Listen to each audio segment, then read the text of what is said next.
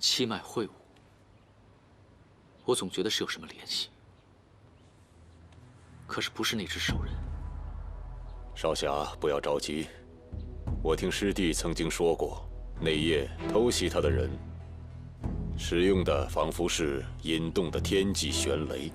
玄雷。 九天玄刹化为神雷，煌煌天威，以剑引之。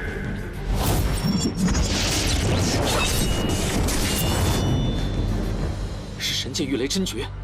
贵派中还有谁会这招剑术？除了陆师姐，就是首座，或者掌门。糟了！ 我必须回去。少侠留步。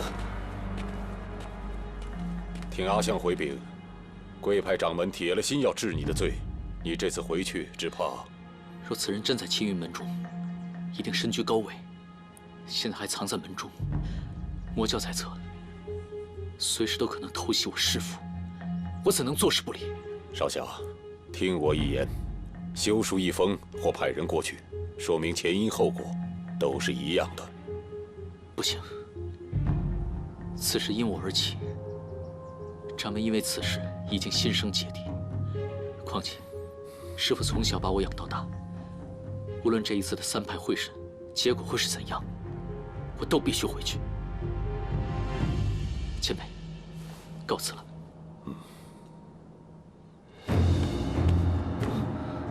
多谢张少侠。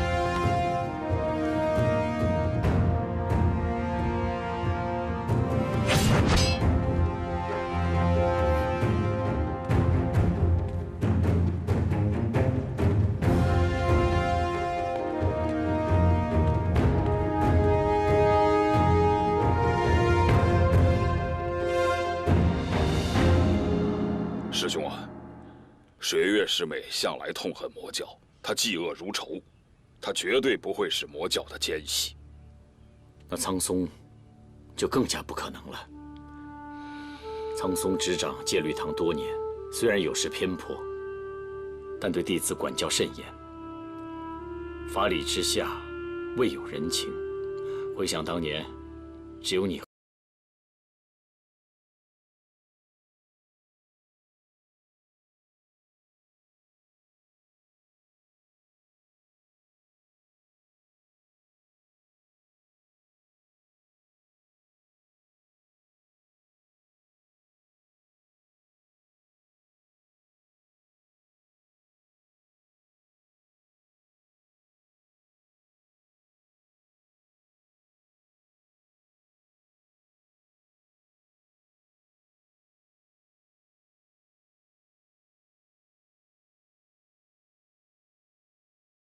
师弟，这些个猜测，你是否和道玄提过呢？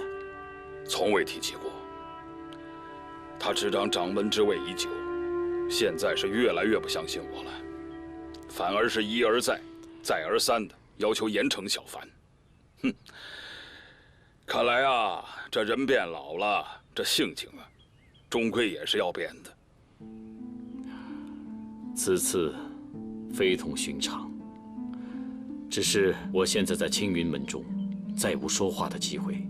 师弟，你一定要想方设法提醒他，奸细就潜伏在青云门中，一定要万分小心。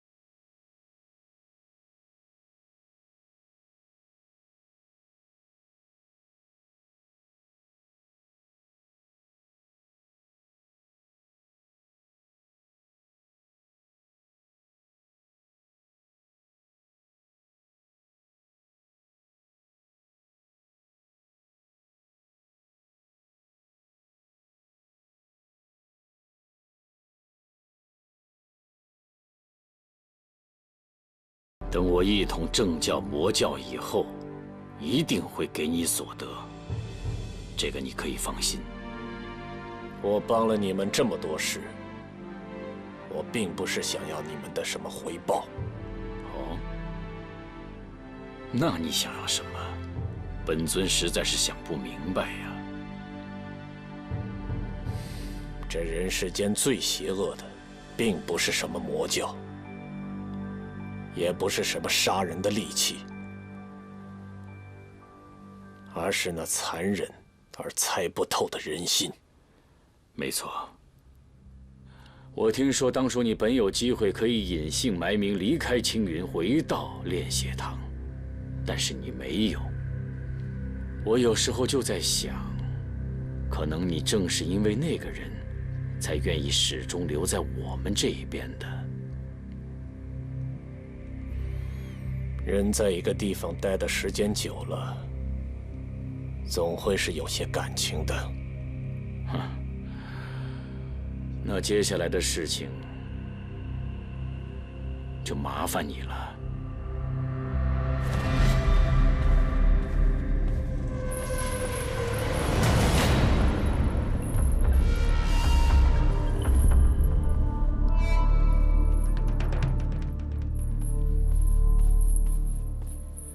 爹，刚才那个人是谁啊？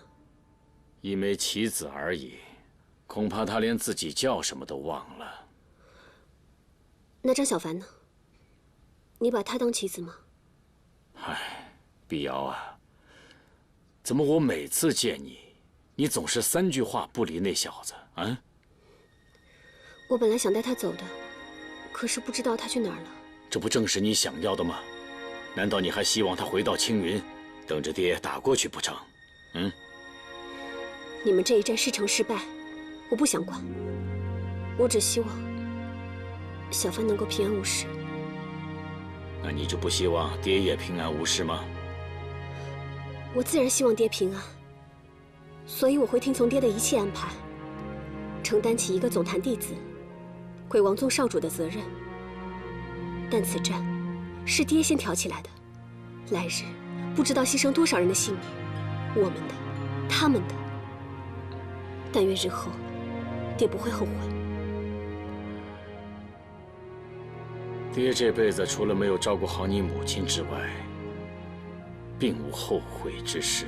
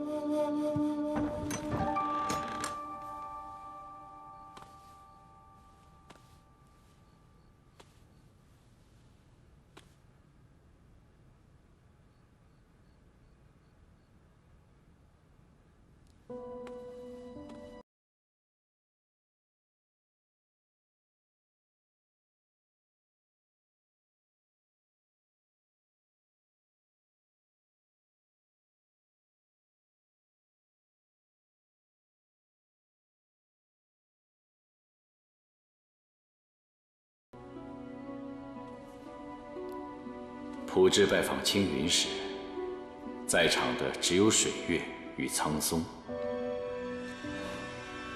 不会是师父的，他待我如同己出，又教授我一身武艺，怎么可能是奸细？一定是我多心了。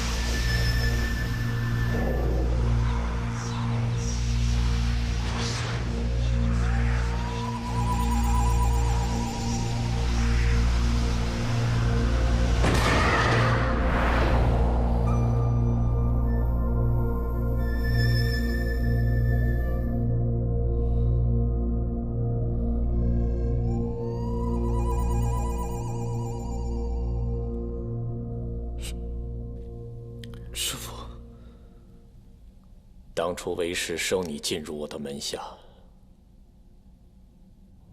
就是因为觉得你天赋异禀，根骨齐家。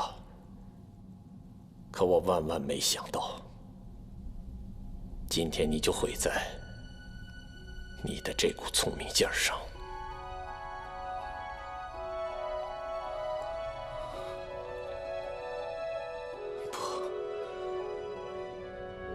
这不是真的，师父，你告诉我，你不是魔教派来的奸细。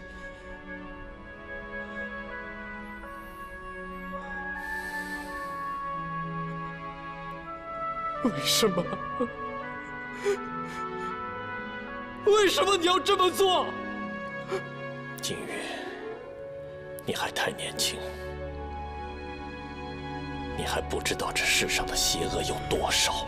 师父，你已经是龙首峰的首座了，你还要投身魔教去做他们的奸细吗？这么多年里，你教会了我武功，教会了我做人，难道这些都是假的吗？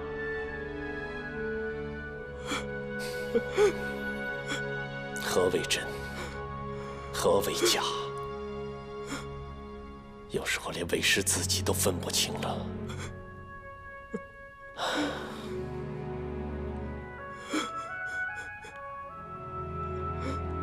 来，你跟我过来。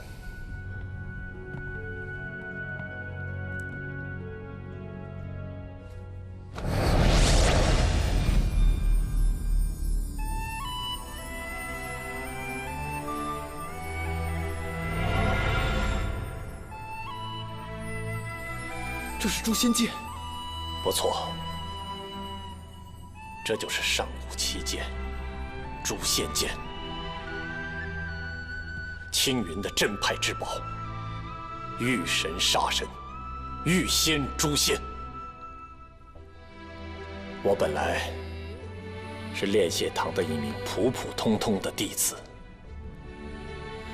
炼血堂派我潜入青云，就是为了要窃取这一把曾经取走无数正魔两派弟子性命的天下第一邪剑。邪剑？这不是镇派之宝吗？你以为镇派之宝就应该是高高在上、正气凛然的圣物吗？哼，恰恰相反。诛仙剑现世的时候，他可曾在乎过那些所谓名门正派弟子的性命吗？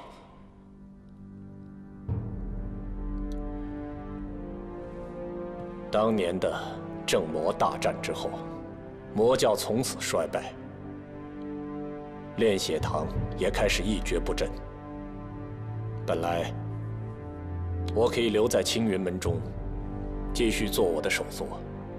只要我借助青云门之手，除掉炼血堂这些余孽，那么天下就再没有人知道我的身份了。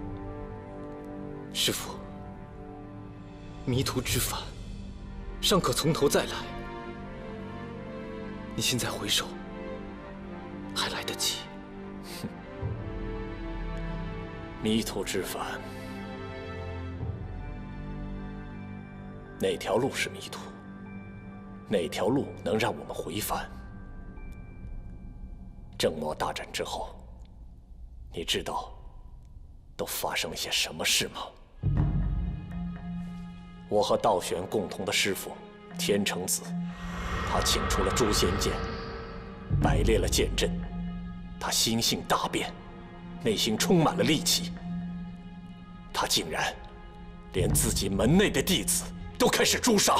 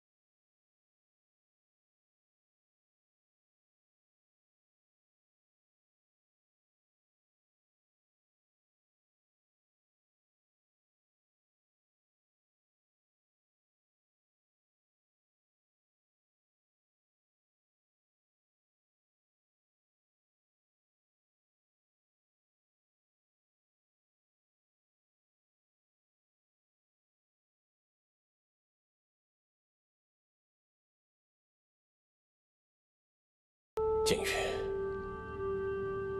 你毕竟是把这个世界想得太过简单了。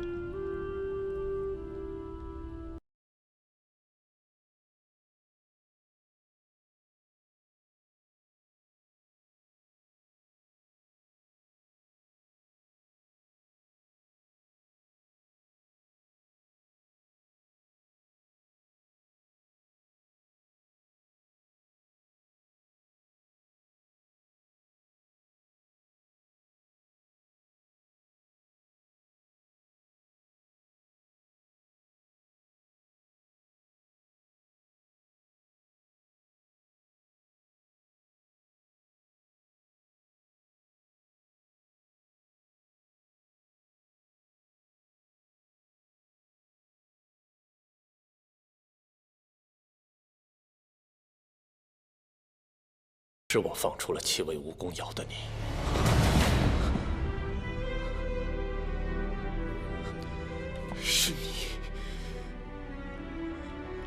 是你杀了我的家人，屠了我的村庄。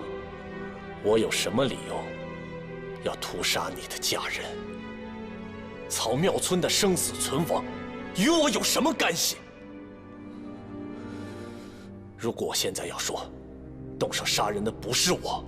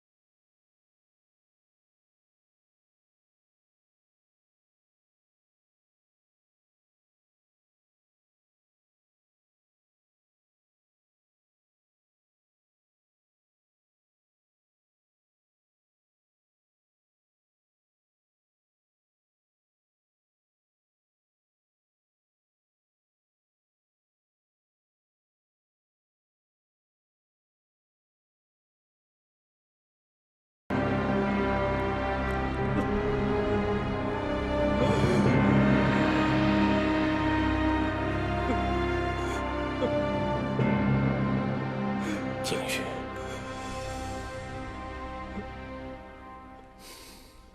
自从曹庙村屠村以后，是师父收养了你。这些年来，我也不曾亏欠于你。我并不想杀你。如果你能……不，小凡告诉我，世间本无正我，只有善恶。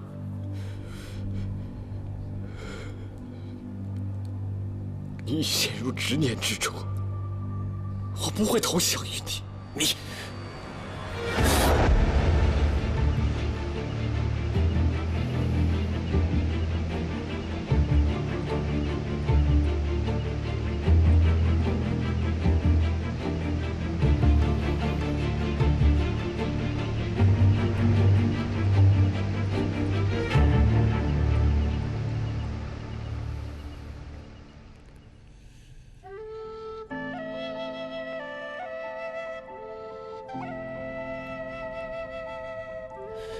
我再给你最后一次机会，你在这儿给我好好想想。等我回来的时候，你必须做个决定。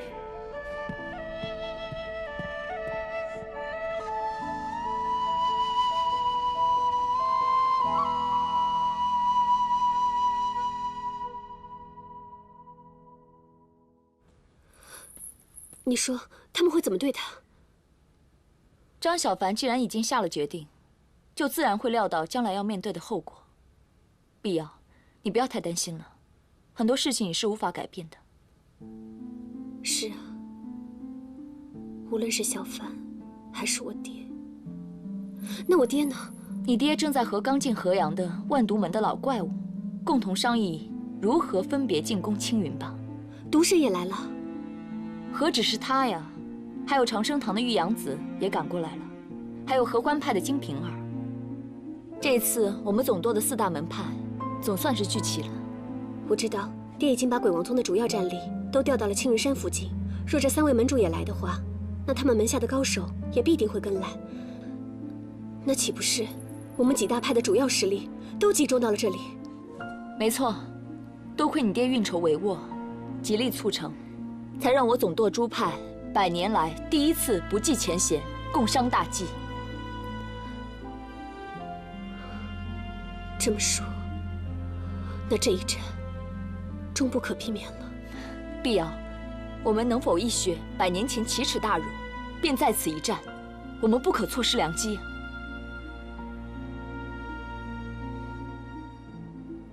圣殿一别，也是许久未见，老哥身体可好啊？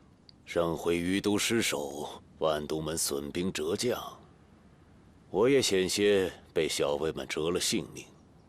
怎么，令千金没有告诉老弟吗？啊，碧瑶少不更事，又未知是同派前辈亲临，得罪之处，还望老哥见谅，莫要与小孩子计较。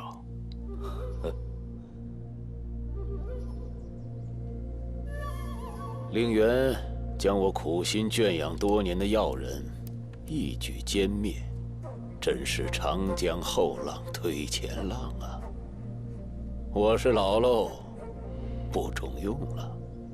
老哥过谦了，谁不知你是德高望重，智谋过人？余都之事，想必也是一时疏忽大意而已。眼下4大派阀联手，还指望老哥能主持大局，一洗青云大败圣殿被辱之奇耻。不行不行，我已是风烛残年之躯了，又是重伤未愈，实在是有心无力。只是围攻青云，万都门自然不能落于人后，否则也对不起总舵的列祖列宗。至于主持大局的位置，老弟你雄才大略，在我看来，除了你以外，也没有别人有这个担当了。老哥过奖了，只是眼下形势非常，玉阳子未到，合欢派金瓶儿又是女流之辈，总得要有人统领布置。我不过是暂代盟主之职。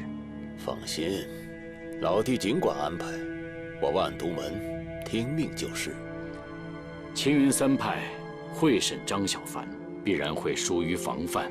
等玉阳子到了之后，我们趁着青云不备，攻他个措手不及。还是老弟心思缜密，多谋善断。无言呐，以后你可要好好的向鬼王宗主多多请教啊。是，师父。啊，老哥稍事休息，我到外面去看看弟子准备的如何，以策万全。好。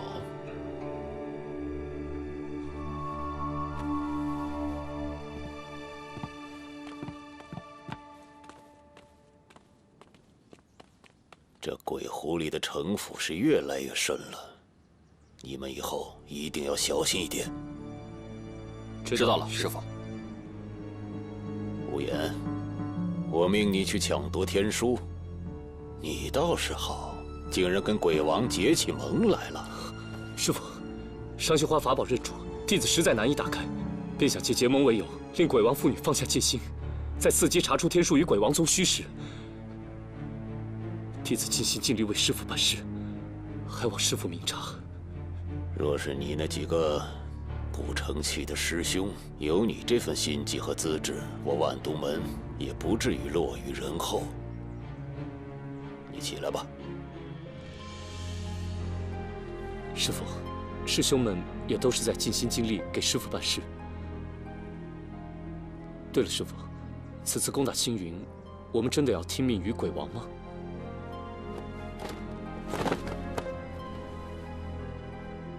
青云3派是这么好对付的吗？这一次，就让他主事一回。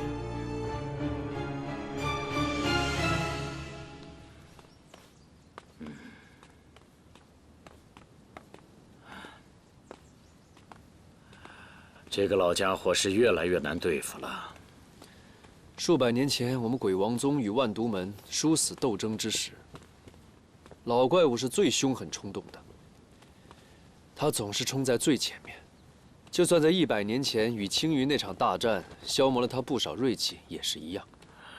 他这不是消磨锐气，而是韬光养晦，坐等渔翁之利。既是如此，我们不如将这渔翁置于阵前。眼下的总坛，万毒门的实力仅次于我鬼王宗，就让他们去打头阵吧。宗主，青云3派会审，众目睽睽之下，那人真的能一击必中吗？这就要看道玄是怎么处置张小凡的了。100年了，转眼间又是100年呢。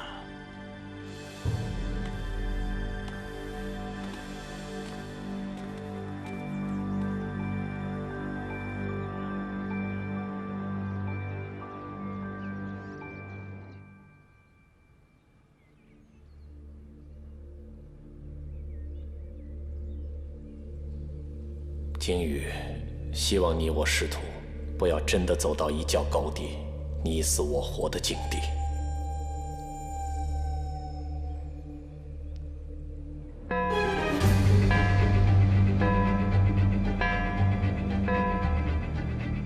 终于回来了。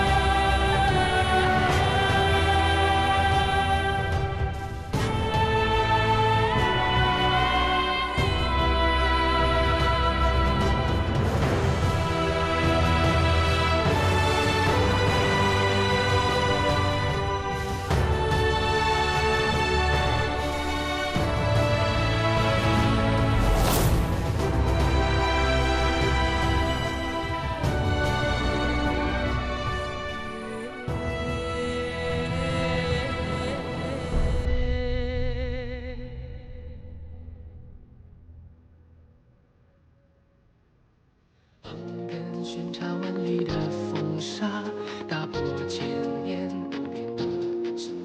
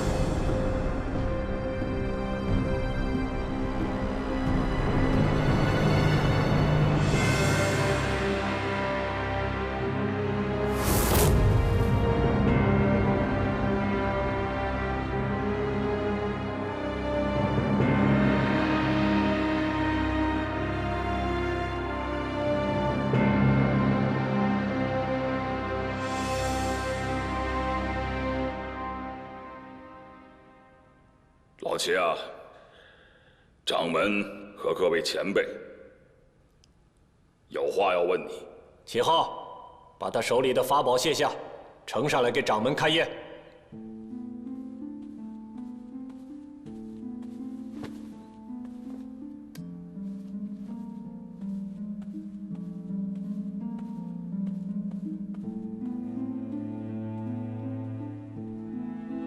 师尊，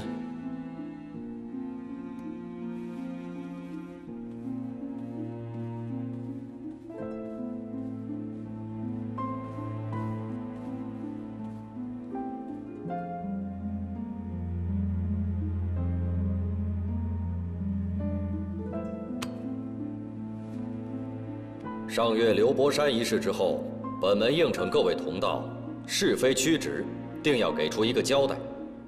今日我三派共同会审，亦是为了解决此事。在此，我青云绝不徇私。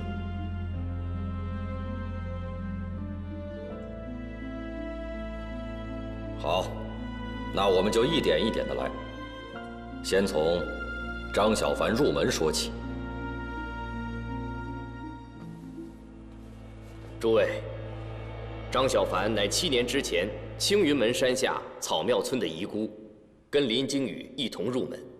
现在二人都有与魔教勾结的嫌疑，而此时林惊羽正在后山祖师祠堂受罚。张小凡刚进门时，只是个资质平凡的少年。资质平凡，我看未必吧。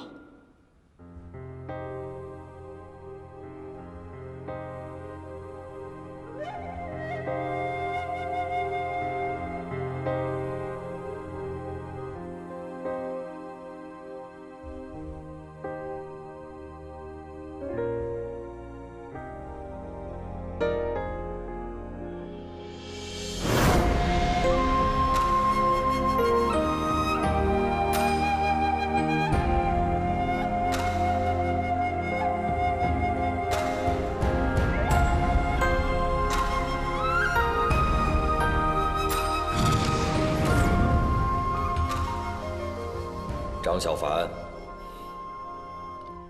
弟子在。先前所述，可有不实？未有不实。今日殿上坐着的这些前辈，都是我们正道中的高人，有天音阁的普空大师，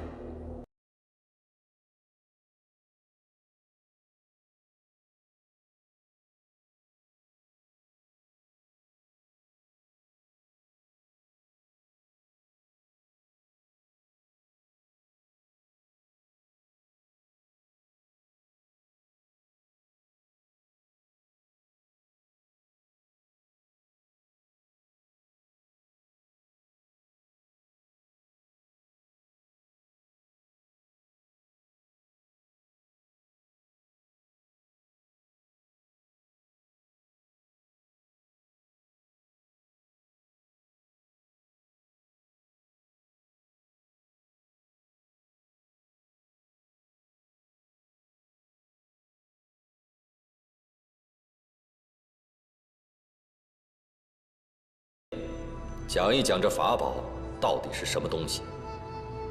这是魔教炼血堂黑心老人的法宝——噬血珠。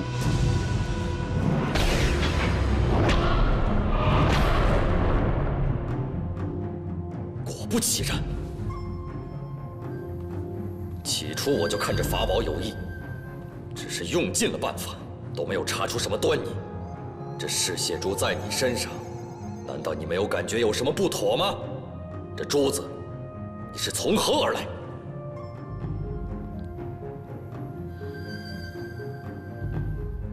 掌门师伯见谅，弟子不能说。老七，